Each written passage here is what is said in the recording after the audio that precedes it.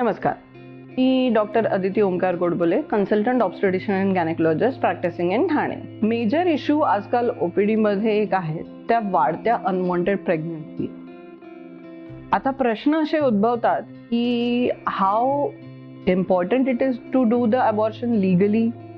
कारण बऱ्याच ठिकाणी ओव्हर द काउंटर पिल्स पण दिले जातात. So whether it's safe, whether it's unsafe, how about I pill.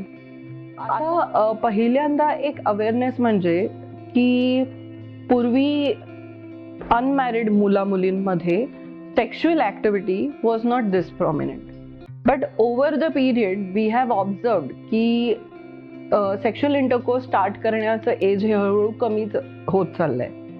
आता सेक्शुअल रिलेशन्स हे अर्ली याच्यापासून सुरू झालेले आहेत. पण सेक्शुअल ॲक्टिव्हिटी सुरू झाल्यानंतर जर तुम्ही सेक्शुअली ॲक्टिव्ह होत असाल तर त्याच्या कॉन्सिक्वेन्सेस बद्दल अवेअरनेस हा खूप कमी लोकांमध्ये आहे. म्हणजे for example, a couple comes to me, ते अनमॅरिड आहेत, अर्ली प्रेग्नन्सी आहे, भलेही जस्ट पाळी चुकलेली असू दे, व्हॉट एव्हर असू दे. आय जस्ट आस्क देम की तुम्हाला हे मूल हवं होतं का? तर आन्सर होतं नाही. मग तुम्ही कॉन्ट्रासेप्शन यूज केलं होतं का? The couple didn't answer and the answer was clear, they didn't use it. Then why you didn't use it? Whether you were not aware, whether you think ki te useless ahe or whatsoever, but they couldn't give me the reason.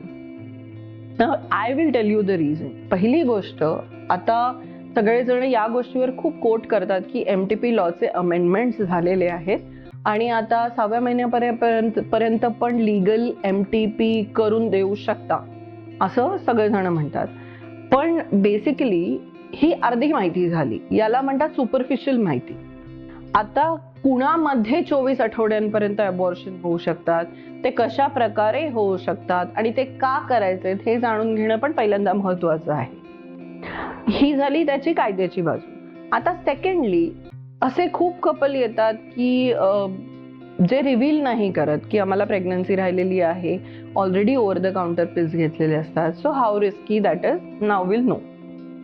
पहिली गोष्ट, जेव्हा तुमची पाळी चुकते, जेव्हा तुम्ही sexually active आहात आणि पाळी चुकते, अर्लिएस्ट प्रेग्नन्सी टेस्ट करणं जरुरी आहे.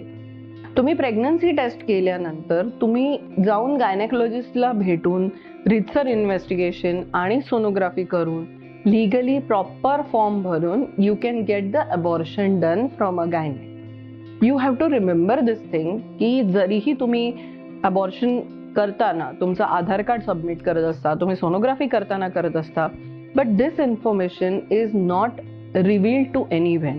ती सिक्रेसी डॉक्टर आणि तुमच्यामध्ये ठेवली जाते. तो घाबरून जाऊन कुणाला न सांगता ओव्हर द काउंटर पिल्स घेऊन अबॉर्शन करू नका. ही पहिली अवेअरनेसची बाजू. दुसरी गोष्ट, लोकांना असं वाटतं की काय गरज आहे इतक्या ब्लड टेस्ट करण्याची, काय गरज आहे सोनोग्राफी करण्याची. तर आहे. ब्लड टेस्ट मधून आपल्याला काय कळतं की वेदर तुम्हाला कुठले सेक्शुअली ट्रान्समिटेड डिसीजेस झाले आहेत का. दुसरी गोष्ट, तुमची हिमोग्लोबिन लेवल हे सुद्धा अबॉर्शन करून घेण्याच्या आधी इम्पॉर्टंट आहे. होणारा ब्लड लॉस तुम्हाला सहन होणार आहे का, त्याने तुमच्या तब्येतीत काही फरक पडणार आहे का, हे तुम्हाला माहिती असणं जरुरी आहे. आणि ब्लड ग्रुप ची नोंदणी होणं अबॉर्शनच्या आधी जरुरी आहे. कारण जरीही तुम्ही अबॉर्शन करून घेत असाल आणि तुमचा ब्लड ग्रुप निगेटिव्ह आहे, तरीही आपल्याला पुढचे कॉन्सिक्वेन्सेस प्रिव्हेंट करण्यासाठी अँटीडीची लस द्यावी लागते. आता सोनोग्राफी करणं का मॅन्डेटरी आहे असं कुठे लिहिलेलं नाहीये की तुम्ही सोनोग्राफी केल्यानंतरच अबॉर्शन पिल्स देऊ शकता. पण का करावं? एक्झॅक्टली प्रेग्नन्सी किती दिवसांची आहे, ती कंप्लीट अबॉर्ट झाली आहे का पिल्स घेतल्यानंतर, हे बघण्यासाठी फॉर सेफर साईड आपण सोनोग्राफी करणं जरुरी आहे.